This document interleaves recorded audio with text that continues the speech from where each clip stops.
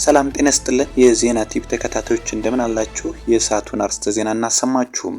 ሰሞኑን በአወዛጋቢነቱ የቀጠለው የብርቱካን ጉዳይ ሁሉም የመንግስት ሚዲያዎች ትናንት ምሽት 3 ሰዓት ጀምሮ ትክክለኛው የብርቱካን ጉዳይ ይሄ ነው በማለት አዲስ ዶክመንተሪ ሰርተው እነሆ ብለዋል።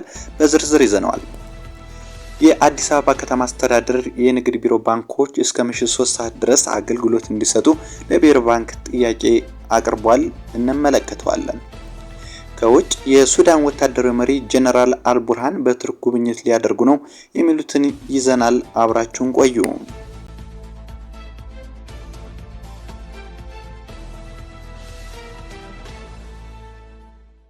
ሰሞኑን በአወዛጋቢነቱ የቀጠለው የብርቱካን ጉዳይ ሁሉንም የመንግስት ሚዲያዎች ትላንት ምሽት 3 ሰዓት ጀምሮ ትክክለኛውን የብርቱካን ጉዳይ ይሄ ነው በማለት አዲስ ዶክመንተሪ ሰርተው ነው ብለዋል።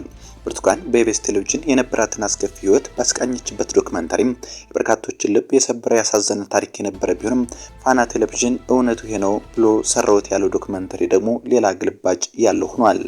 ኢቢኤስ ቴሌቪዥን ይህን ዶክመንተሪ ፊልም ሰርቶ በራሱ ሚዲያና ዩቲዩብ ቻናሉ ካጋረ በኋላ መነሳቱ ብዙዎቹን ግራ ያጋባ ሆኖ መሰንበቱ ይታወሳል። ብርቱካን ይህን ዶክመንተሪ የሰሩ ጋዜጠኞች፣ ኤዲተሮችና የኢቢኤስ ሚዲያው ባለቤት አቶ አማን ፍሳጽዮንና ባለቤታቸው በፖሊስ ቁጥጥር ስር መዋላቸው የተገለጸ ቢሆንም አቶ አማን ከነ ባለቤታቸው ከእስር ትላንት መለቀቃቸው ተገልጿል።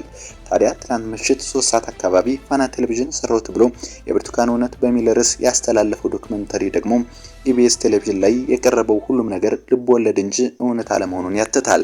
ብርቱካን በፋና ቴሌቪዥን በተሰራው ዶክመንተሪ ላይ ባለትዳር የቤት እመቤት ነች፣ መልካም የሚባል ትዳር ይዛ ከባንክ ሰራተኛዋ ከባለቤቷ ጋር አብረው እንደሚኖሩ ያትታል።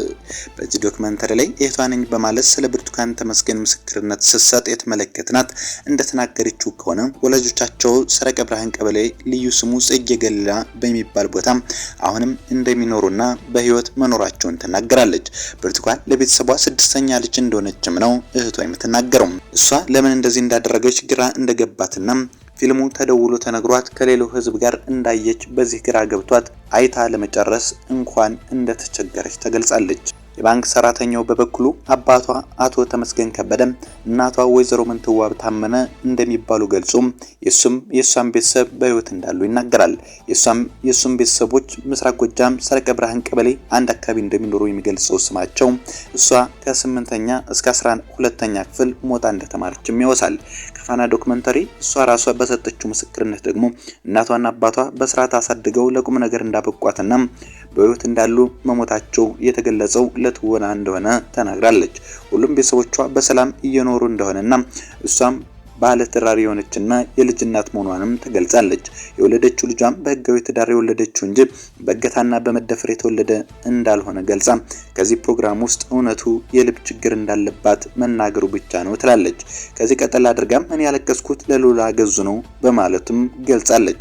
ደምቢዶሎ ዩኒቨርሲቲ በኢቢኤስ ቴሌቪዥን ላይ ምንም የተማረችበት ዩኒቨርሲቲ አልጠቀሰችም በማለት ብዙ ሰዎችን የተከራከሩበትና ደምቢዶሎ ይሁን ወለጋ የት እንደተጠለፈች ማነግሯቸው ነው የመንግስት አካላት ደምቢዶሎ ዩኒቨርሲቲ እንደተማረች ለሚለው ምላሽም ኢቢኤስ ላይ የተሰራው ዶክመንተሪ ተቆርጦ እንደወጣም በአዲሱ ዶክመንተሪ ትናገራለች።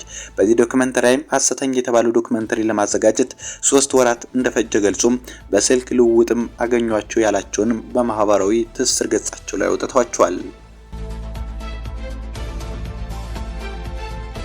የአዲስ አበባ ባንኮች እስከ ምሽት 3 ሰዓት አገልግሎት እንዲሰጡ ተጠየቀም። የአዲስ አበባ ከተማ አስተዳደር የንግድ ቢሮ ባንኮች እስከ ምሽት 3 ሰዓት ድረስ አገልግሎት እንዲሰጡ ለብሔራዊ ባንክ ጥያቄ ቀርቧል።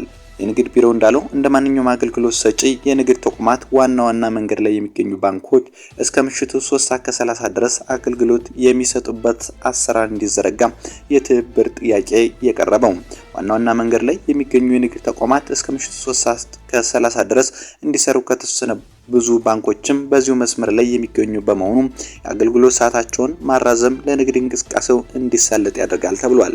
ይህን ተከትሎ ቢሮ በቀጥታ ባንኮችን የማዘዝ ስልጣን ስለሌለው የትብብር ጥያቄው በደብዳቤ ለማዕከላዊ ባንኩ ማቅረቡ ነው ለመረዳት የተቻለው። የአዲስ አበባ ከተማ አስተዳደር ንግድ ቢሮ ደንብ ቁጥር 185/2017 የተሰኘ የትራንስፖርት አገልግሎትን ምሽት 4 ሰዓት ድረስ በመንገድ ዳር የሚገኙ የንግድ ተቋማት ደግሞ ምሽት 3 ሰዓት ከ30 ድረስ እንዲቆዩ የሚያስገድድ ደንብ ከመጋቢት 10 ጀምሮ ተግባራዊ ማድረጉም ይታወቃል። ከውጭ የሱዳን ወታደራዊ መሪ ጄኔራል አልቡርሃን በቱርክ ጉብኝት ሊያደርጉ ነው። በሱዳን እየተካሄደ ባለው ጦርነት ሰሞኑን ድል የቀናቸው አልቡርሃን ዋና ከተማቸውን ካርቱምን ሙሉ በሙሉ የተቆጣጠሩ ሲሆን ትላንት ምሽት ወደ ካርቱም በማቅናት ቤተመንግስታቸውን ተመልክተዋል። ጦርነቱ የተጀመረ ሰሞኑን ፈጥኖ ደራሽ ኃይሉ ቤተመንግስቱን ተቆጣጥሮት መቆየቱ የሚታወስ ነው። በዚህ ሳምንት ይህን ቤተመንግስት ታጣቂዎቻቸው ማስለቀቃቸውን ተከትሎ ጄኔራል አልቡርሃን ወደ ቤተመንግስት ሄደው ጉብኝት አድርገዋል። ቤተመንግስቱ ከፍተኛ ጦርነት የተካሄደበት በመሆኑ ከፍተኛ ጉዳት የደረሰበት ሲሆን መጠነ ሰፊ እድሳት እንደሚያስፈልገው ከስፍራው የተሰራጩ መረጃዎች ገልጸዋል። በሌላ በኩል የአልቡርሃን ጦር ኃይል በካርቱም አየር ማረፊያ መቆጣጠር ቢችልም አየር ማረፊያው ከፍተኛ ውድመት እንደደረሰበት ዘገቦች አስረድተዋል። ይህ በእንዲህ እንዳለ አልቡርሃን ከነዚህ ድሎች በኋላ የመጀመሪያው ዓለም አቀፍ ጉብኝታቸውን በቱርክ ለመጀመር ማቀዳቸው ተገልጿል። ፊታችን አፕሪል 11 ቀን ወደ ቱርክ ለመጓዝ ፕሮግራም የተያዘላቸው መሆኑንም ዌል ስትሪት ቱርክ ዘግቧል።